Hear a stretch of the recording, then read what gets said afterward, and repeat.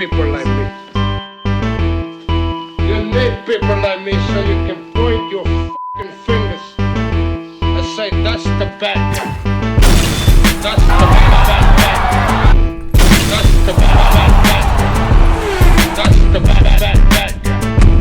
That's the bad guy.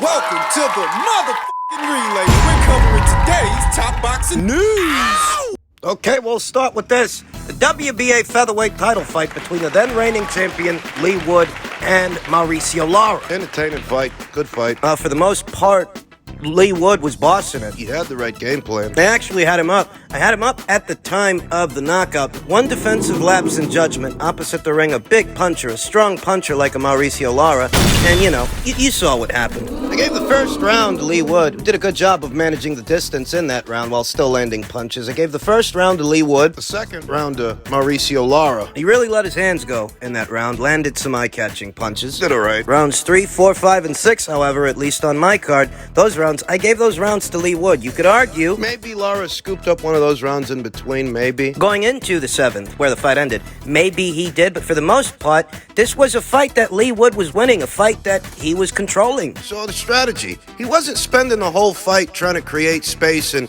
get away from Mauricio Lara, in essence, get away from the action. He was staying with him. Staying within striking distance, using his jab, setting him up, Fighting him off in spots. getting off some good straight right hands. The left hook was particularly effective for Lee Wood in this fight. Down the left hook. Punch of some significance throughout. It was. Lee Wood landed that left hook of his several times throughout the course of this match, and Mauricio took it well. it was left hook city in that punch. That particular punch consistently found a home for Lee Wood. Was doing good. Was doing all right, though in spite of the rounds that Lee Wood was banking, you notice that there's a difference in power, the damaging effects of either guy's punch, that Mauricio Lara, while he's down on the cards, He's not landing as often as Lee Wood, but when he does land, he does land with a shot or a couple of shots. The shots themselves look a lot heavier than what Lee Wood's putting out there. You could see the difference in power between both boys. Lara's got more power. Even if Lee Wood is the better boxer, and even if Lee Wood has power of his own, Lara's got more power. more than Lee Wood. And the strategy to deal with Lara's power, it was more or less what I envisioned, that Lee Wood wasn't going to spend the whole night running from this guy. He was going to stay with him, stay on him, set him up. Lee Wood landed a lot of punches. It was a good plan. On paper, it was a good plan, and in the ring, it was a plan that was working. But one thing you can't anticipate is how well the other guy's going to take the punches, how well the other guy's going to take the shots. How many does it take to get him out of there? Your durability versus his. Ahead of this fight, I told you. I told you I thought that Lee Wood was the better boxer, but Mauricio Lara, physically, Thought he was more durable than Lee Wood. the number of left hooks that connected on this guy, the number of left hooks that this guy took without going down, without going out. He's durable. He's got a gas tank hailing from high-altitude Mexico City. Fighters like Erica Cruz and Isaac Cruz, fighters like Mauricio Lara, they're notoriously durable fighters and hard punchers. Awkward punches that punch from awkward angles. Chilangos, as they call them, those fighters that hail from high-altitude Mexico City. They're notoriously durable, notoriously hard punchers, and they have great engines. Can throw punches in bunches from round 1 to round 12. A hard night's work, opposite the ring, one of those guys. A hard night's work for Lee Wood, who was winning this thing up until The 7th round. in the 7th, both boys within striking distance of each other traded left hooks, and Mauricio's found a home before Lee's. Mauricio Lara landed a picture-perfect left hook mid-range to inside. After taking quite a few left hooks from Lee Wood, Mauricio Lara decided to land one of his own, and it was a big one. One defensive lapse in judgment from Lee Wood in the 7th costed him the fight. One hole in the guard. Gripes that perhaps Ben Davison should have given Lee Wood more time to recover, as the round, it was almost over. Unbeaten up-and-comer Raymond Ford, he said it best. He had 10 seconds to survive in a championship fight. Give the man a chance. There's a feeling that Ben Davison didn't, that he didn't give Lee Wood a chance, and he should have, because Lee Wood was winning that fight. He was hurt. He was visibly hurt. There's no doubt about that. His legs weren't under him, but there were only 10 seconds left in the round. Could he have survived in those 10 seconds? Survived long enough to walk back to his corner, see if he can't get his legs back under him. There's a feeling that Ben Davison, he panicked. As soon as things were going sideways, he panicked. See, what you have to ask yourself is, if it were a Freddie Roach, a Robert Garcia, a Sugar Hill Stewart. Tyson Fury got dropped 2 times in that third Wilder fight. He got dropped hard. If it was Sugar Hill Stewart in Lee Wood's corner, instead of Ben Davison, would Sugar Hill Stewart have thrown in the towel? Would Robert Garcia? Would Freddie Roach? One of those guys, one of those trainers. It's a legitimate question. There's a feeling that Ben Davison panicked, that as soon as he saw his guy go down from a hard shot, he jumped the gun and he pulled him out too soon. Not saying that Lee Wood would have indefinitely recovered and indefinitely turned things around, but given all the success that he was already having and the fact that was the first time he got dropped in that fight. He was winning that fight. By and large, he was ahead on my card.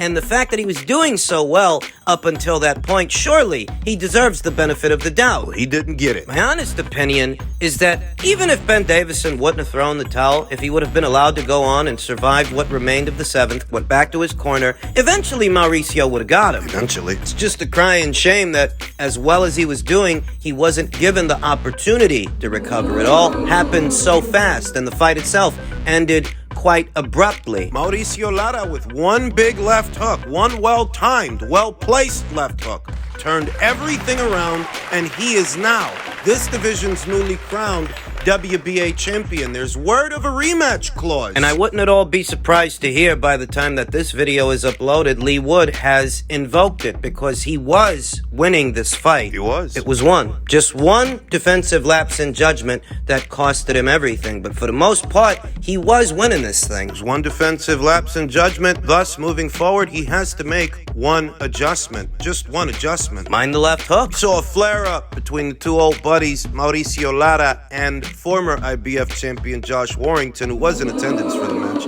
We saw a flare-up between them post-fight. I'm fairly confident that Josh Warrington was hoping that Lee Wood would emerge the victor so they can do a fight between them over there in the United Kingdom. And Mauricio Lara, once again, he spoiled the plans. Crash that party. So perhaps we'll see a rematch between Mauricio Lara and Lee Wood. Excellent fight, thoroughly entertaining from start to finish. And the prediction stuck. Mauricio Lara was able to deliver. I went with Mauricio by way of knockout.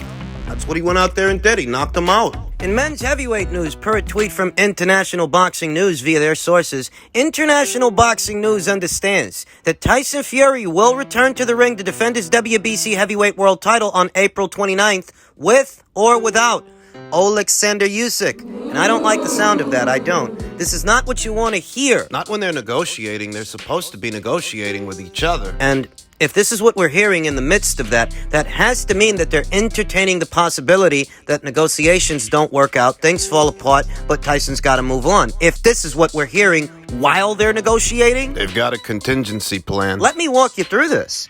Tyson Fury was said to have fought Derek Chisora last year because he needed a takeover fight, a keep busy fight. Things didn't work out between him and Anthony Joshua. That was the justification. Fury wanted to get out there one more time before the year was out. He had only fought once, and that was the Dillian White fight earlier last year. He wanted to get out there one more time ahead of what was supposed to be the Usyk fight. That was supposed to be the justification for him fighting somebody like a Derek Chisora. Because a two-time unbeaten heavyweight champion in his prime, at the peak of his powers and at the pinnacle of his popularity, he shouldn't be fighting a guy like Derek Chisora. That guy's got losses in double digits. You voluntarily gave him a title shot. And the justification for Tyson fighting somebody like that was that he would fight Usyk early this year. That's how they justified it. So if he don't fight Usyk, that box office fight, that was a massive waste of time. Chisora fight. If he don't fight Usyk, and I really don't know who he could end up fighting April 29th in defense of his WBC title if it's not Alexander Usyk. AJ is spoken for. He's supposed to be in action that same month on the 1st opposite the ring, Jermaine Franklin. That rules him out. Not that Tyson Fury wants to fight Anthony Joshua. The last word we heard on that fight is that Fury's not interested. He's dead to him. AJ is. So who could Tyson Fury defend his WBC title against that you could bill on BT Sport as a box office opponent, a box office fight. You were scraping the bottom of the barrel with your last fight, your unnecessary trilogy, that unnecessary third installment. That third fight with Derek Chisora was pointless. The whole point of that fight was keeping Fury busy en route to an Usyk fight. And if you don't fight Usyk... There's a lot of heavyweight action set to go down in April. On the 1st, you have Joshua versus Franklin. On the 15th, you have Joe Joyce versus Zhilei Zhang. And on the 29th, you're supposed to have Fury versus Usyk. But if that falls apart... If it falls apart, what's Frank Warren gonna offer up? What? Tyson Fury versus yet another overmatched opponent? Another overmatched guy? Because that's what Derek Chisora was in their last fight. You're gonna conjure up another guy like that for Fury's next one? And you're gonna bill it as a pay-per-view. Is that what you're gonna do? The nerve. The audacity. If this fight falls apart,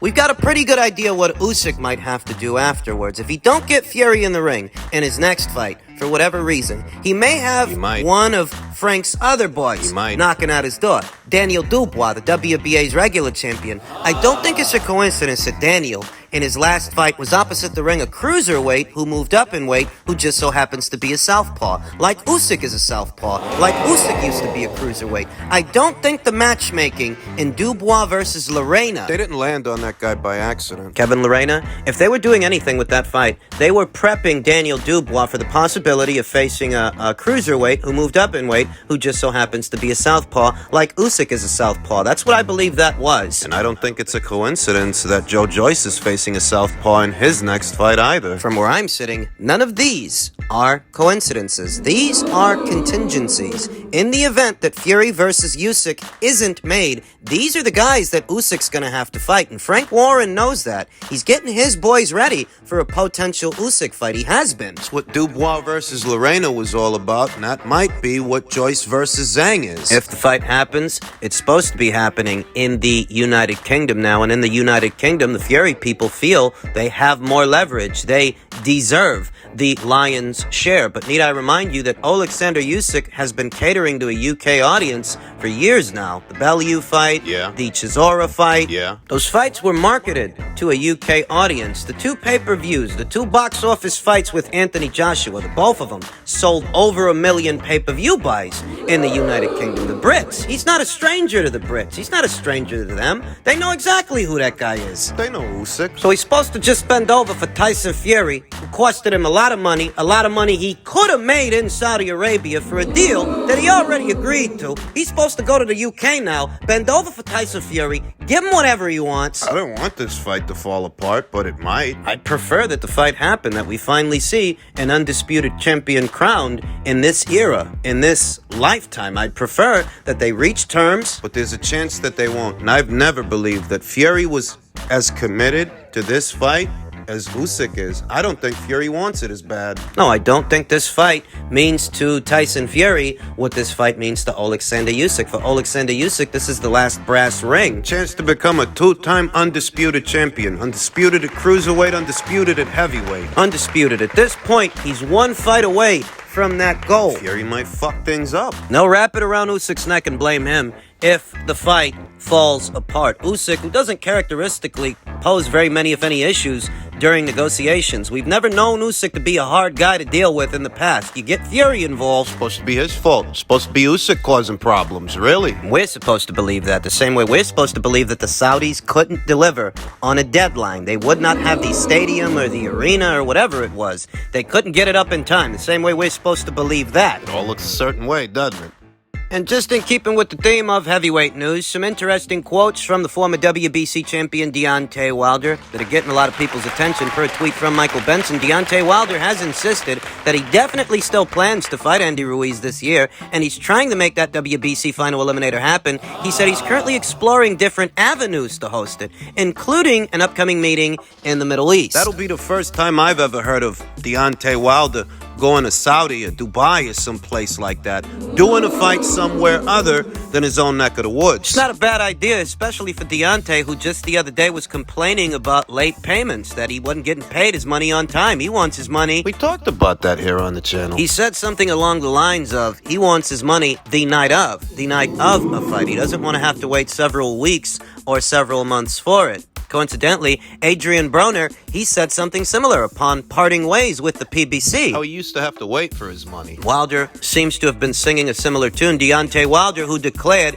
that he's now a quote-unquote open agent and taking full control of his career. He said, "No bad blood. I'm still part of the PBC. I'm just an open agent, open fighter. I want to fight on all types of platforms. I'm willing to work with anyone." Now, these quotes from Deontay Wilder are from the same 78 Sports interview we talked about the other day, the one where it seemed like he was dispelling all these rumors. They're from the same interview. And where many of you out there may think that these quotes are in opposition of what he was saying in that video, two things can be true at the same time. He may still be with the PBC for at least one more fight. He may still be working on an Andy Ruiz fight. That might be his next fight. And he may be keeping his options open moving forward. Two things can be true at the same time. The Ruiz fight might be his next fight. And they may be looking to foreign investors, perhaps in the Middle East, to help subsidize the fight on the premise that the network money here in America, it's not what it used to be. Showtime ain't spending on boxing what they used to spend on boxing. The last couple of years, we've seen a conscious effort go into bringing big fights over there to that region of the world, and this could very well be another one if things work out. They're not doing Fury versus Usyk, right? Right. They moved that from Saudi over to the UK, so maybe the people over there in Saudi, Maybe they'll pick this up instead. It's cheaper. for Wilder and Andy Ruiz, it's not a bad idea. They can probably get more money in that region of the world with that fight than they can in this one, because people aren't buying pay-per-views in America as much as they used to. As far as Wilder keeping his options open, He said he's an open agent, which sounds a lot like he's a free agent. you know, that's not the first time Deontay Wilder said that. Nope. He said that immediately after the first Tyson Fury fight. He said he can box anywhere. He said that years ago, though in the end, he ended up boxing on PBC affiliate platforms. PBC affiliate platforms like Fox. Because he was already boxing on Showtime for some time, and he ended up migrating